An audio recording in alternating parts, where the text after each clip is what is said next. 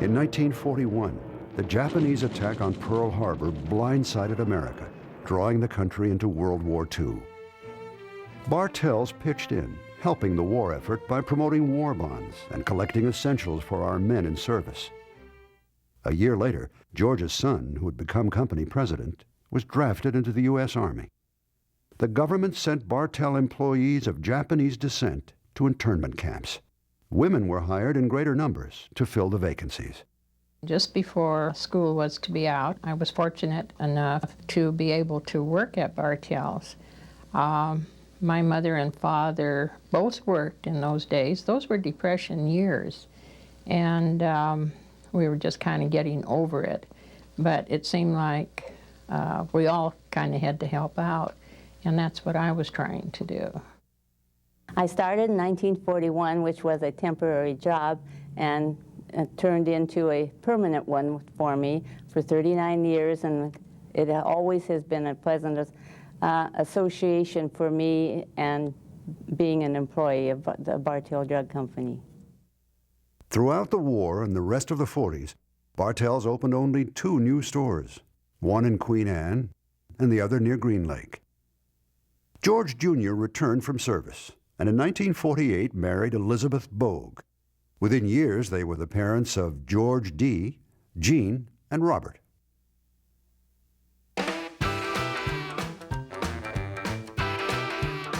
The 1950s brought an economic boom and a move to the suburbs. Bartell's followed, opening stores with large parking lots that attracted customers by the carloads.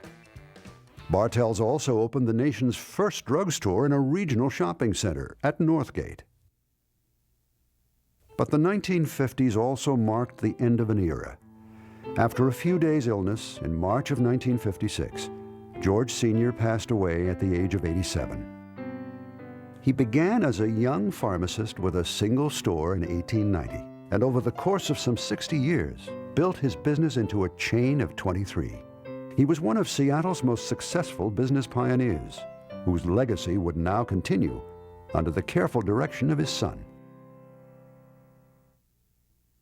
George Jr. took over the operation of the entire chain and immediately faced several dilemmas. Bartell's had always thrived as a service-oriented business. Sales staff would assist customers in the camera department, at the candy counter, or at the soda fountain.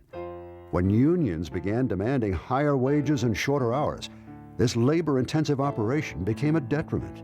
Fast food chains also entered the scene, pointing to the end of Bartell's soda fountains. Competitors like Marketime Drugs and Pay and Save moved aggressively into the local drugstore business. The Bartell chain was still operating as it had been in the past. Pharmacists managed the stores, despite the thousands of non-medicinal products lining the shelves. Left with little choice, George Jr. broke his father's long tradition of promoting from within. Outside experts were brought in to reorganize the company. Weaker stores were shut down, reducing the chain from 23 to just 12 locations. But in its darkest hour, Seattle responded. The 1962 Century 21 World's Fair pumped new life into the city, bringing thousands to Bartell's front door. The monorail company stopped right at the side of the store. That's where people got on and got off the monorail, and that was very popular with us. And I used to go around and talk with all the people from different parts of the world. And I couldn't speak English to them, but I'd tell them how to get food. And that restaurant upstairs was really good. During the World's Fair, people had to sit down and wait in line to get good food.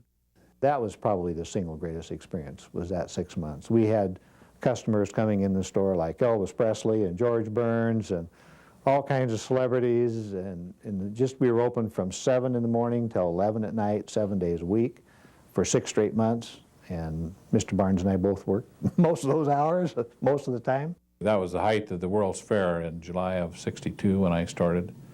And Gordon O'Reilly was working in that store also, who's stayed on ever since. And so he and I have worked together for many, many years. And but I enjoyed working in the downtown store with Mr. Barnes, and particularly with all the flurry of activity surrounding the World's Fair. It was just every few minutes there was something new happening, and the store was just bulging with customers. Despite the extra business from the World's Fair, the last remaining tea rooms and soda fountains were eliminated in the late 60s. After years of attempts, the outside experts George Jr. had hired failed to rejuvenate the company. He returned to his father's policy of promoting from within. Now managers of their own Bartell outlets, Val Stores was placed in charge of company operations, while Gordon O'Reilly headed up the chain's purchasing and warehousing. Their direction helped the Bartell Drug Company regain its competitive edge. Around this time, the Triangle store welcomed the third generation of Bartells as its newest trainee. My father never having pushed me in the business, I didn't really know where I was going to work. And Mr. Barnes, in his normal style, said, well, you ought to come to work down here. And that's, in fact, what I did. George Bartell III was a real smart young man, but he had to be trained, and his father didn't train him in it. And I showed him how to buy, and how to set the profit on merchandise, and display it, and sell it, and who the boss was in the store, and be nice and friendly to customers. And they'll come back again tomorrow. And come back they did. Customers who tried out other stores returned to Bartell's. One by one, the large discount chains began to drop off. George Jr. continued a steady course, and when the opportunity was right, in 1974 he opened the first new store in nearly a decade, a clear sign that Bartell's was again on solid ground. We've tried to grow as neighborhoods have grown. We always felt that we finance our new stores from within, so we don't go out and sell public stock and raise a lot of money to put in 20 or 30 stores at one time. And so we're able to increase our stores as we're more successful. And that's always been the game plan. Mr. Bartell told us that right from the start. At the West Seattle store, George D. Bartell, grandson of the company's founder, caught on quickly as a trainee and was hired to manage.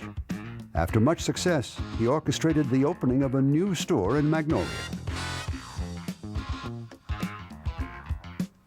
One by one, new Bartell stores were added in growing neighborhoods, opening the largest Bartell ever at University Village. George D. Bartell's business acumen proved every bit as sharp as his father's, allowing him to take a firmer grip on the company's reins throughout the 80s. In 1990, Bartell celebrated its 100th anniversary in appropriate style.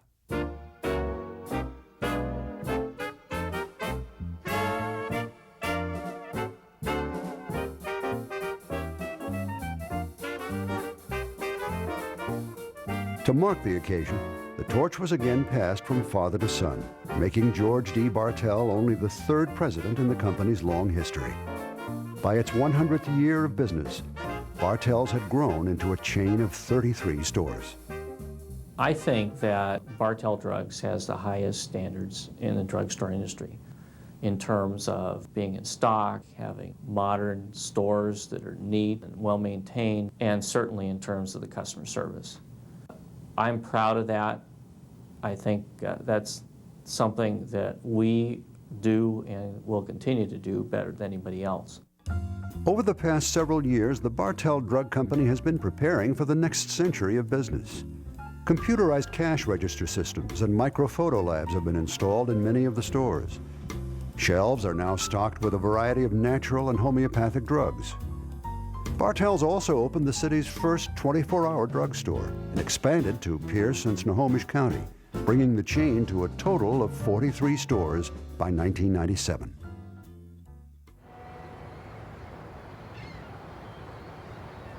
Seattle has grown over the years, and the company has too, but we've grown in more ways than just number of stores. I think we've grown in quality.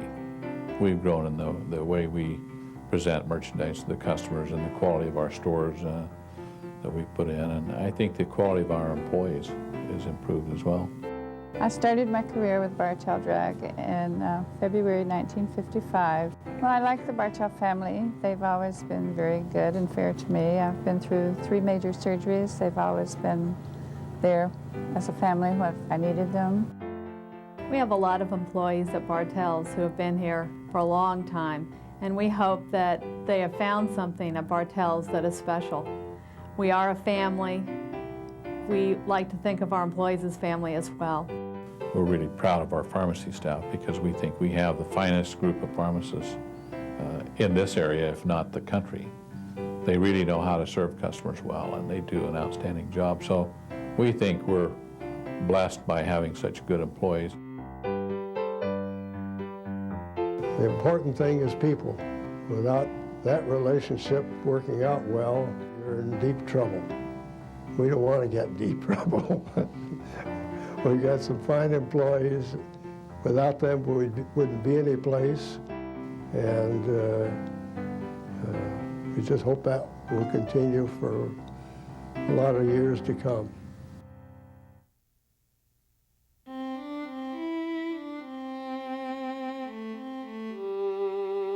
Well, I definitely have a lot of pride when I think of our company and how long it's been around.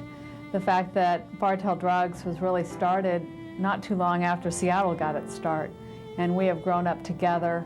And I feel a great connection to the city and its growth because we've been a part of it. We have a long history of association with the greater Seattle area that are matched by very few companies. History is important, but it's what we do for the customers in the store today that really matters, and it will ensure our future. I go in the store and I ask the clerk now who the boss is in here, and every one of them will say the customer. The Bartell Drug Company stands today as a testament to the principles of its founder. George Bartell understood the importance of his employees and offered his customers good value. It is these notions that have allowed the company to withstand economic downturns and grow cautiously through prosperous times. Success has been built upon success, and family wisdoms have been passed from one generation to the next. Bartell's has shared more than a century of history with the Northwest and has earned the distinction as the oldest family-owned drugstore in the country. With history as its foundation and a visionary approach to the drugstore industry, Bartell's will continue its long tradition well into the next century.